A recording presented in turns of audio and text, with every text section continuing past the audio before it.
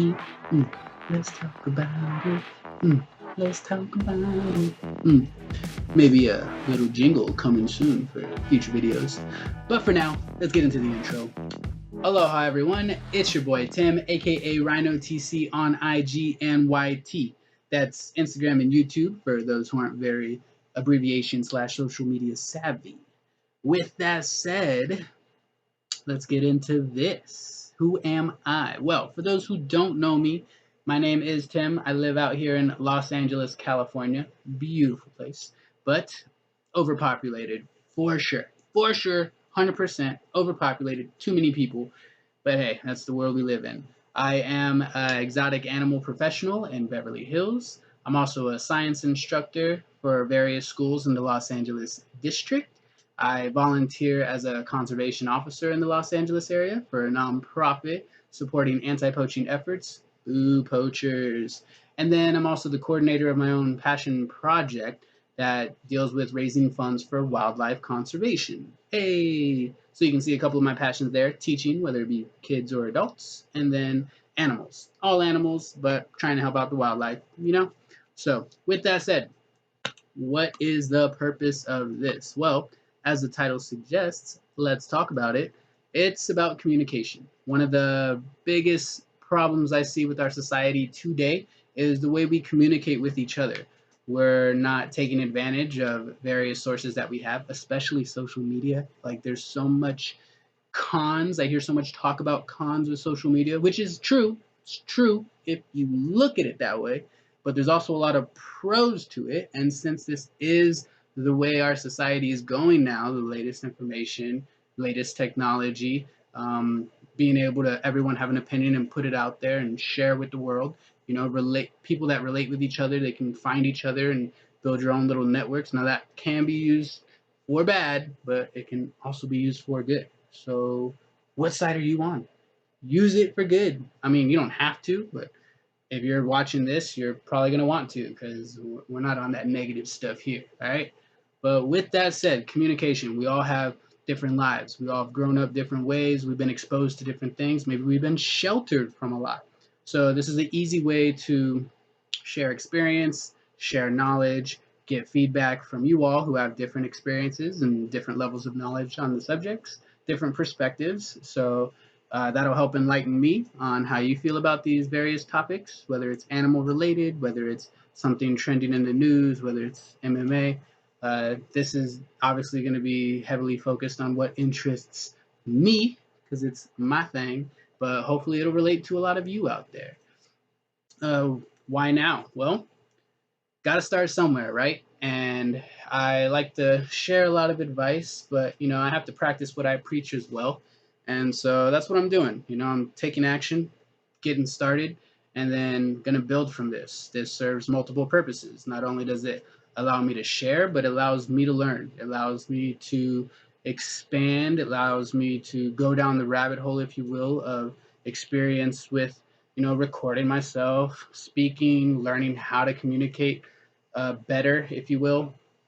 Also, keeping a personal log. You know, I can see my thoughts today and then next week and the week after or whenever I make these, and I can look back at it, you know, in the future. So there's a lot of other purposes as well, but there's a lot of different things that this checks off. But the main thing is, got to start somewhere.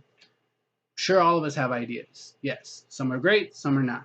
But at the end of the day, your idea is just an idea unless you put it into action. So I'm about taking action. Got to start somewhere, then build upon that. Might lead you down a new path to something you're more interested in, or it might be something that you're really interested in, and then you build upon that, make adjustments along the way. But at the end of the day, got to start somewhere. All right. So yes, we will communicate with this. So if you have any questions, comments, you disagree with anything that I say, or you want to add on to anything I say, you want to share your side, your personal experiences or whatever, get in that comment section. I encourage you to do it, especially since this is the first one. It's like whoever's watching this, you're all going to be a part of at least my learning process and helping me grow. And so I appreciate that. Thanks for watching. Leave a like, all that good stuff. Moving on. So this past weekend, how was your weekend? Was it good? Mine was pretty good. Not gonna lie. I actually took a day off work, which is rare, but I love what I do, so it's not that big of a deal. But I took a day off because I also love MMA. So UFC 241 went down in Anaheim, California at the Honda Center, and it was amazing. So I checked that out Saturday night. I stayed out there, got a motel, just to be safe. That's what that's about. I like to be very preventative, especially if I'm going to reward myself with something like that, a nice little treat out. I want to make sure I'm safe about it. Sunday, had work in Beverly Hills with the Animal Fam.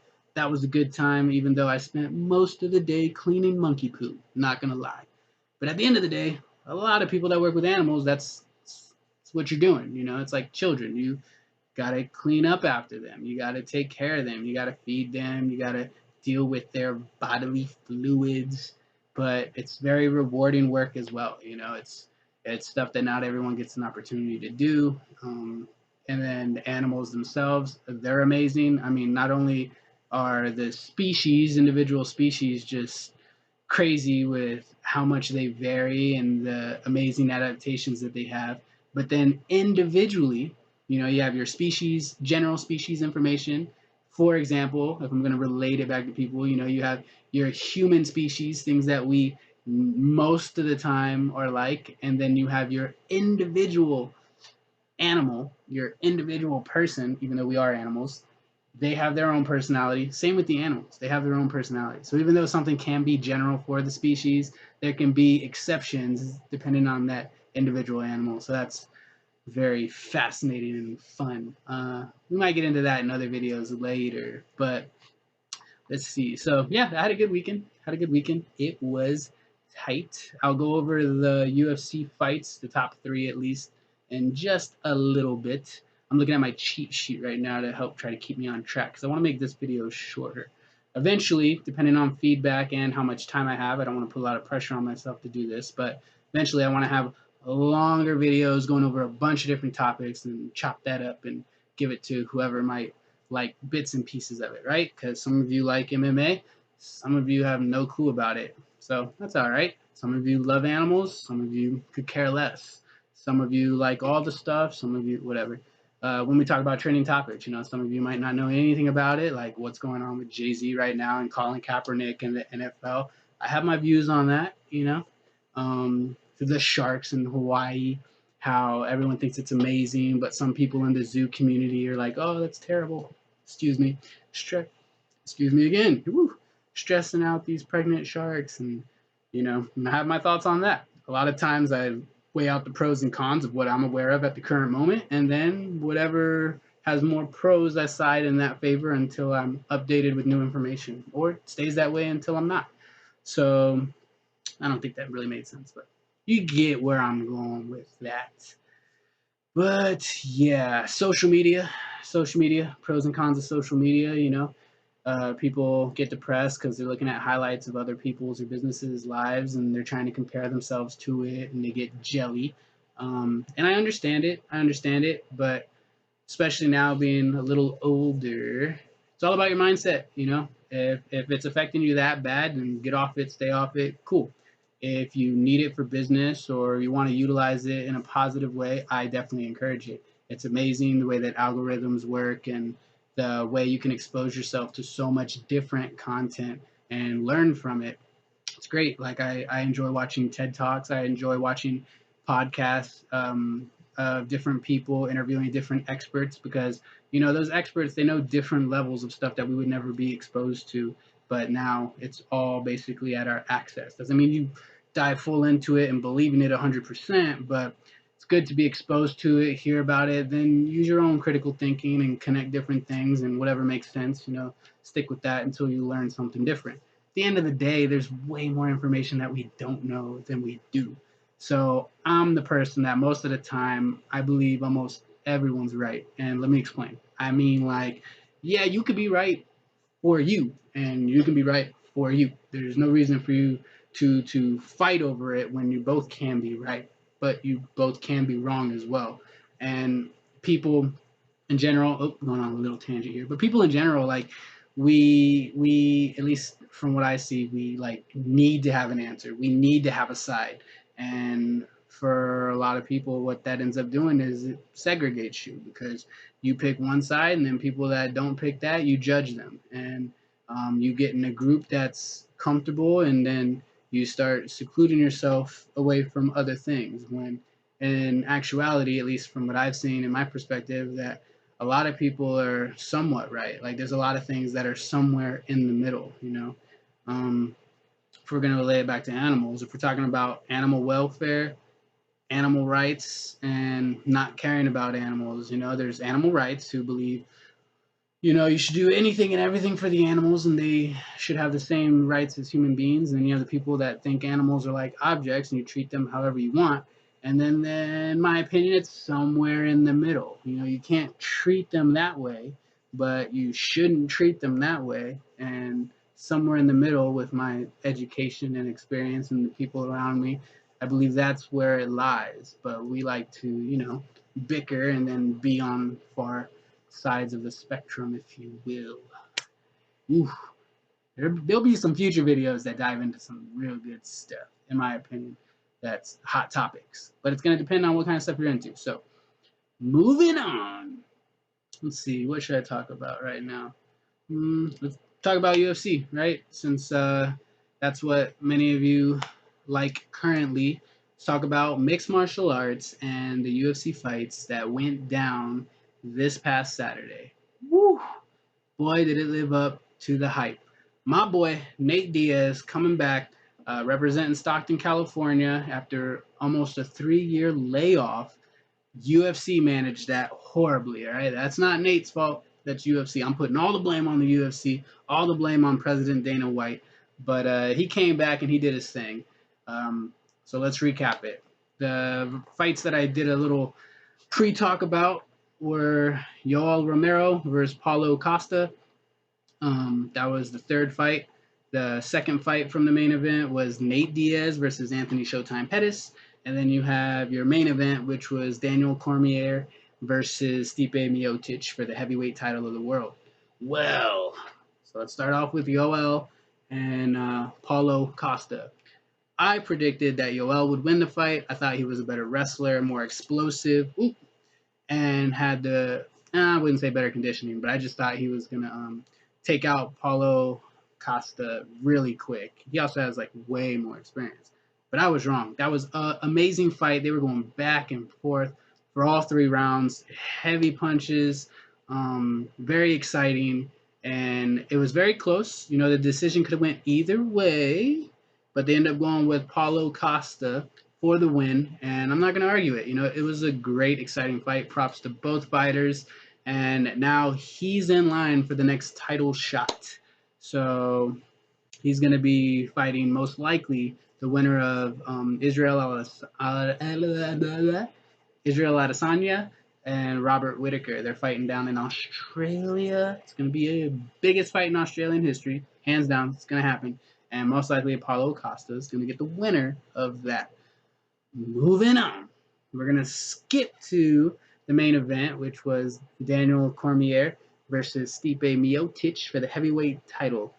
I predicted on that one that Daniel would win. I felt that he had a better wrestling experience overall, better conditioning overall, and he's not, I don't think he's better at striking if Stipe would keep the distance, but up close, I would agree he is better at striking because he's a shorter fighter, smaller arms, he knows how to use his weight and leverage and get some dirty boxing in there. So I saw Daniel Cormier winning either by unanimous decision or by a knockout. And I was wrong. Now, for the most part, the fight played out the way I expected it to. First round, second round, third round, I had all going to Daniel Cormier. I thought he was dominating. I thought he was winning the better of the wrestling exchanges as well as the striking. But, and even Daniel will admit it himself in the post-fight press conference, he just started sticking to the striking. You know, he knocked him out the first time. So I think he probably fell in love with the idea that he was going to be able to get him out of there again. He was able to tag Stipe, and so he kept putting on the pressure and punching him. But the longer he stood striking with Stipe, Stipe was starting to get his timing down, and he was able to get some punches off too. And it was all going good for Daniel Cormier. Again, I had him winning the whole entire fight until he lost. But in the fourth round, Stipe caught him with a good punch, rocked him, and then kept following up with more punches, knocked Daniel Cormier out, and regained his title of the heavyweight champion in the world. So now Stipe Miocic is the new champion. He was the former champion who defended it the most times in heavyweight history, which was 3 times. And so, as of right now, I believe he's the best heavyweight champion in the world.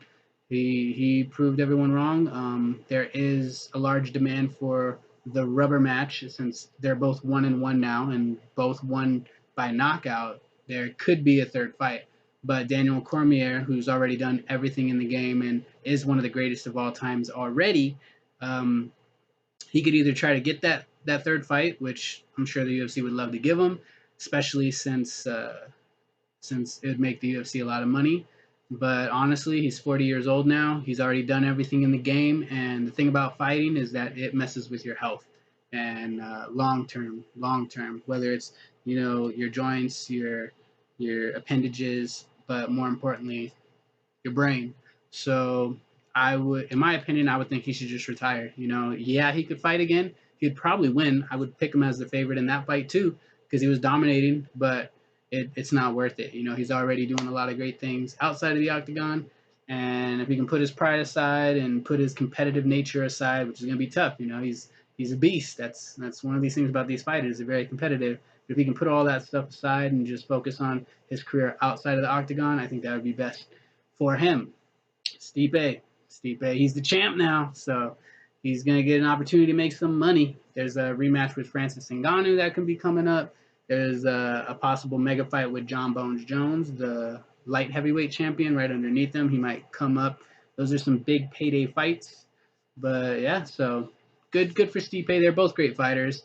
It's unfortunate to see DC lose, but that's the name of the game. Someone's got to win, someone's got to lose. And if it's two people that you like going at it, one of your people that you like got to lose.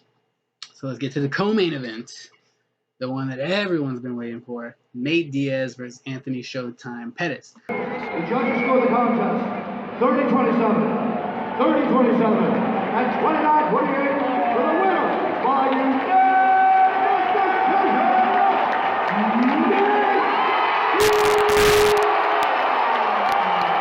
Speaking about liking both fighters, I like both of these fighters. Anthony Showtime Pettis, he was a former champion. He was on the Wheaties box back in the day. Nate Diaz, who was an Ultimate Fighter winner, never won a championship, but always been one of the hardcore fans' favorite fighters. He's about that life. He comes to scrap. He's loyal to his brother, Nick Diaz, his older brother, who's also been in the UFC a long time. And he beat Conor McGregor, is what most people know him for, before they got into MMA. But yeah, he's been screwed over by the UFC a lot, by Dana White and the UFC. And so it's good to see him build up his own hype, call his own shots, and then take advantage of that major opportunity, because that's going to result in better paydays for him. But also, he has his own businesses set up on the side too. So even right now, he's good. He's good doing his own thing. But I believe there'll be more exciting fights in the future, including a mega fight between him, Nate Diaz. With this belt, I want to defend it against Jorge Masvidal. Had a good life.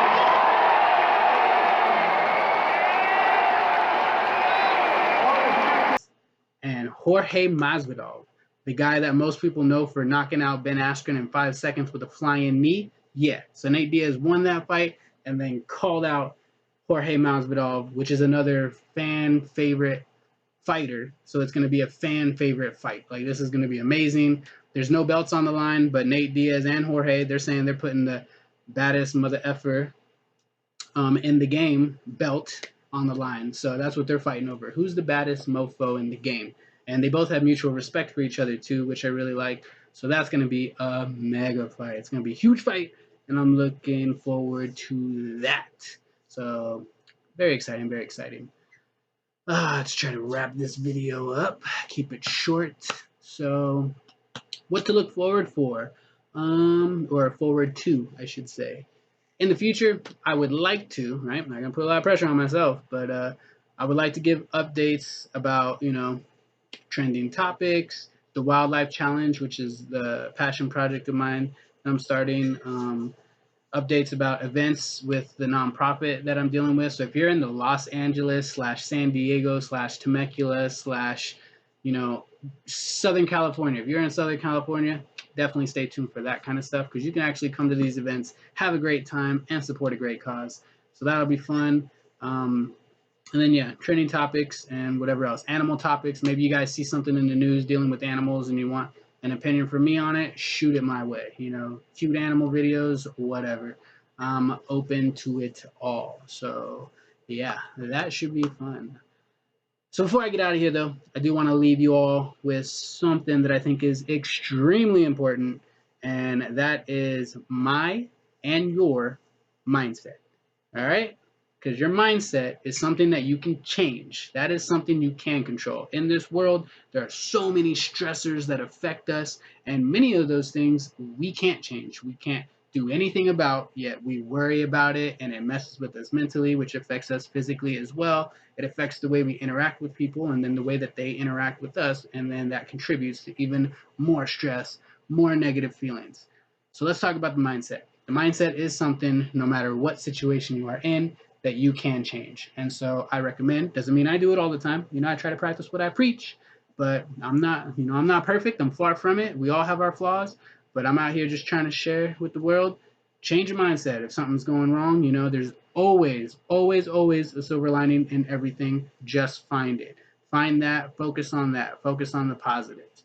There's a lot of things that happen to us that might be out of our control. Maybe it is in our control, but once it happens, there's nothing we can do about it other than change the way that we view it, change the way that we build upon from it, how we learn from it, yada, yada, so on and so forth, all that good stuff. So definitely change your mindset if you don't already have a great one.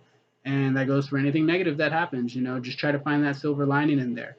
A lot of times, negative situations, they're so depressing in the moment, but as time goes on, we're able to see all the good that comes from it.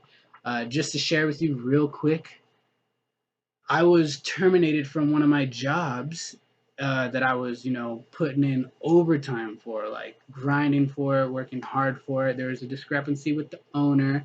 Someone wasn't being very honest with their employees and their guests, and they tried to force that on someone else. Not going to give too much specific details, but you can read between the lines there.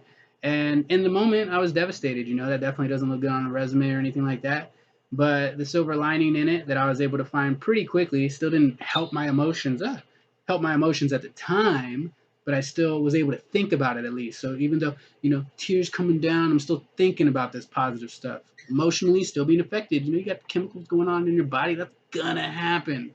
But in my head, I was like, this is good. I don't want to be in this place. I don't want to be working for that person. I can do better elsewhere and for what my vision is, which is, positive impact on people and animals. And so it was good to get out of there. And then now, not even that much longer after, other opportunities opened up that were way better, and I'm way happier where I'm at. And I just got to remember that. I got to remember that, because when things happen now that I'm like, what, why, what, nah, something good's gonna come from it. And as long as you work hard and you're positive, good things will come. Opportunities happen for the people that make them happen. And once an opportunity is there and you're ready for it, you can take advantage of it. If an opportunity is there and you're not ready for it, it just becomes an excuse.